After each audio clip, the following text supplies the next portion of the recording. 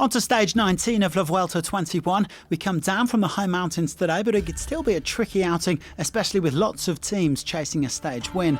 A group of around 20 riders got up the road, with Tom Pidcock and Romain Bardet trying but failing to join them. Crucially though, the two-time stage winner Magnus Cort was up there, along with a teammate Lawson Craddock, and nobody wanted to give the Dane too much freedom.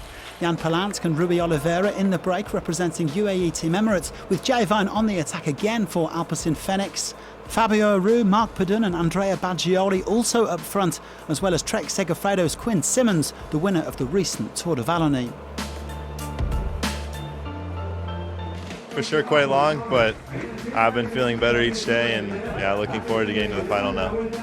It should be good. It depends how hard we go at the start. If the real climbers really want to make it hard, then it might be a bit too much, but if we race it right, it could be a good day. The peloton only gave them a small gap, with DSM leading the chase in spite of having Nico Denz in the break. They were riding for their sprinter Alberto Dainese, who's had 5 top 5 finishes at this Vuelta. The gap stabilising at around 2 minutes, and even with the climbs, the average speed was over 40 kilometres an hour. With the peloton closing the gap to under a minute and a half, it was time for the breakaway to find another gear. Here goes an attack, and it's from the American youngster. Quinn Simmons goes on the move. 60 kilometres to go, and Quinn Simmons has decided to attack now and see if he can go clear. Big attacks from Simmons and then Oliveira, reducing the breakaway to just 11 riders. Joining the American and the Portuguese were potential stage winners like Cort, Baggioli and Anthony Roux. Cort still had his teammate Craddock in there too.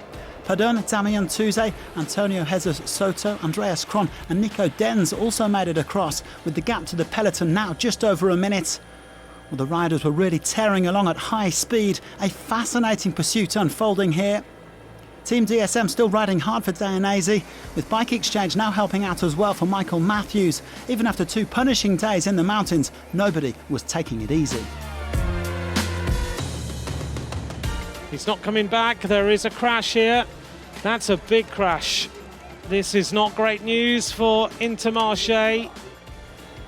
Louis Meintjes, 10th overall this morning, forced to abandon after that crash, and we wish the South African a speedy recovery.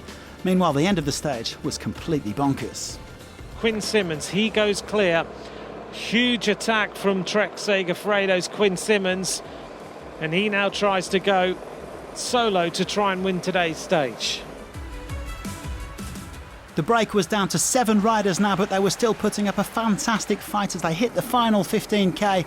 DSM and Bike Exchange still hammering away, with Bardet putting in some big turns. The gap down to just 20 seconds with 10k to go. This one on an absolute knife edge. But in the end, the magnificent 7 of Cort, Craddock, Baggioli, Roux, Kron, Oliveira and Simmons kept them at bay.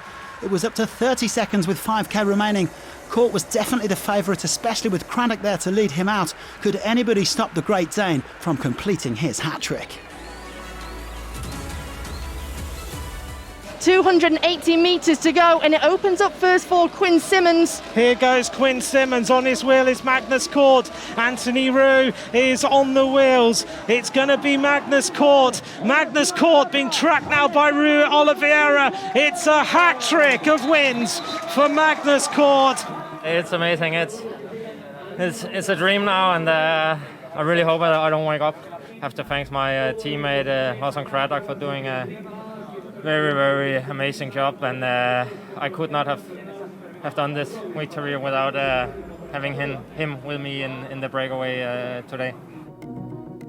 Cort winning the 6-man sprint ahead of Oliveira, Simmons, Baggioli, Roux and Kron. Dainese was the best of the rest, coming in 18 seconds down.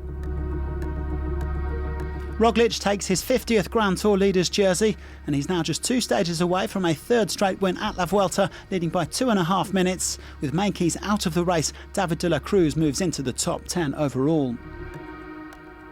Jakobsen came in over 25 minutes down in the Gruppetto, but he's still got a commanding lead in the points classification. Cort is now up to 3rd behind Roglic. The Mountains classification will be settled tomorrow with 28 points up for grabs. DSM still have 2 riders on top, Michael Storer and Romain Bardet. And Egan Bernal is on course to take the white jersey as the best young rider, 3 minutes and 5 seconds clear of Gino Mada. It'll be back to the mountains on stage 20 with 5 climbs in the last 100k and another summit finish. It looks ideal for a strong breakaway, while some GC riders may be looking to move up a place or two.